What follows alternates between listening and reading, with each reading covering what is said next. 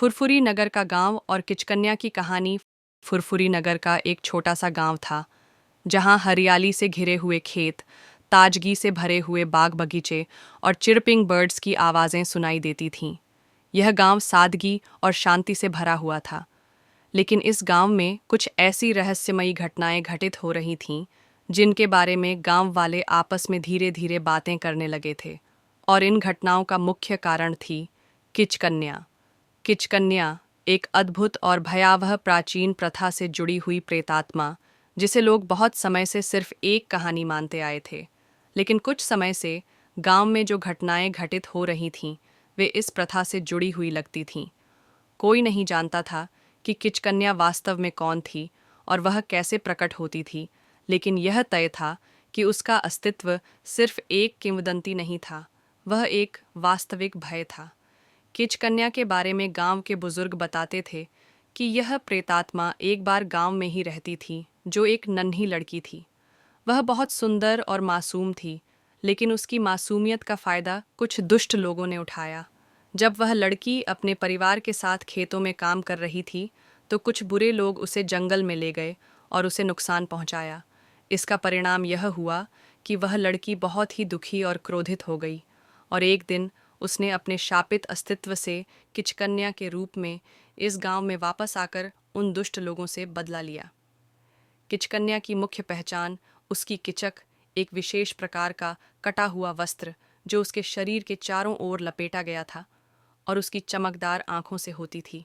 उसकी आंखें इतनी तेज थीं कि वह किसी भी व्यक्ति को अपनी आंखों से देखकर पलक झपकते ही उसे अपना शिकार बना सकती थी। वह हमेशा रात के अंधेरे में प्रकट होती थी, और गांव वालों के अनुसार अगर कोई उसकी नज़रों में कैद हो जाता तो उसकी आत्मा भी उसे छोड़ देती थी। कुछ दिन पहले ही गांव के किनारे एक व्यक्ति का गायब हो जाना गांव में खौफ का कारण बना। पहले तो किसी ने ज्यादा ध्यान नहीं दिया, लेकिन जब फिर एक और व्यक्ति गायब हुआ तो लोग डरने लगे। कुछ लोग यह मानने लगे थे कि किचकन्या फिर से लौट आई है, जबकि कुछ लोग इसे एक साधारण दुर्घटना मान रहे थे। लेकिन इस दौरान एक बात साफ हो गई थी कि गांव में कुछ न कुछ गड़बड़ जरूर थी। गांव के मुखिया श्री रामदास जी ने इस रहस्य को सुलझाने की ठानी। वह पुराने समय के धार्मिक ग्रंथों और लोक कथाओं का अध्ययन करते हुए किचकन्या के बारे में अधिक जानने लगे। उन्होंने यह जाना कि किचकन्या को हर हाल में शांत किया जा सकता है, लेकिन इसके लिए उसे उसकी असली पहचान और उसकी इच्छाओं का पालन करना पड़ता था।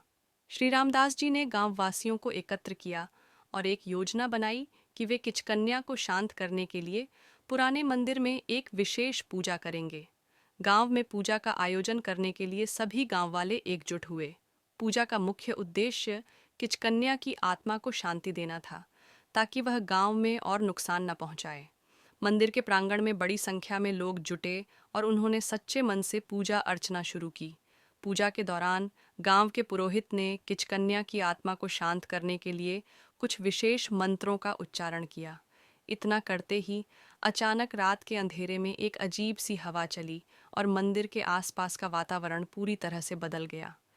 सभी लोग भयभीत हो गए, लेकिन श्री रामदास जी ने धैर्य से काम लिया और पूजा जारी रखी। कुछ समय बाद किचकन्या की चिल्लाहट सुनाई दी, और फिर एक रहस्यमयी ध्वनि के साथ उसकी आत्मा मंदिर के आंगन में प्रकट हो गई। किचकन्या का रूप भयावह था।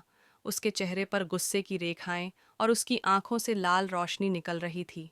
उसके शरीर पर वही किचक लपेटा हुआ था, और वह हर किसी को अपनी ओर खींचने की कोशिश कर रही थी।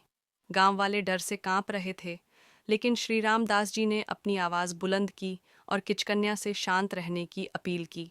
उन्होंने उसे बताया कि गांव वालों ने उसके दुख को समझा है और वे अब किसी को भी नुकसान नहीं पहुंचाने देंगे। किचकन्या की आंखों में पहले गुस्सा था, लेकिन धीरे धीरे उसमें परिवर्तन हुआ। उसकी दृष्टि नर्म हुई और वह एक और कदम बढ़ाने लगी। उसने धीरे धीरे शब्दों में कहा, तुम लोग मुझे क्या समझते हो? मैं बस बदला लेने आई थी। फिर वह चुप हो गई और श्री रामदास जी से विनम्रता से बोली, मैं अब शांति चाहती हूँ। मुझे अब भी पापों का बोझ है, लेकिन मैं अब इस गांव को नहीं नुकसान पहुंचाना चाहती। श्री रामदास जी ने फिर उसे शांति देने के लिए एक और प्रार्थना की, और वह अपनी आत्मा को मुक्त कर देने का वचन दी। उस रात के बाद किचकन्या का रूप पूरी तरह से शांत हो गया। गांव में कोई और गायब नहीं हुआ और सभी लोग शांति से रहने लगे। किचकन्या की आत्मा अब गांव के आसपास नहीं प्रकट होती। धीरे धीरे गांव वाले यह मानने लगे कि किचकन्या को उसके गहरे दुखों और इच्छाओं को समझकर शांत किया गया था। फुरफुरी नगर का गांव फिर से अपनी पुरानी शांतिपूर्ण अवस्था में लौट आया। लेकिन उस घटना ने गांव वासियों को यह सिखाया कि सच्चाई को समझने और सुलझाने के लिए केवल समझ, धैर्य और सहानुभूति की आवश्यकता होती है।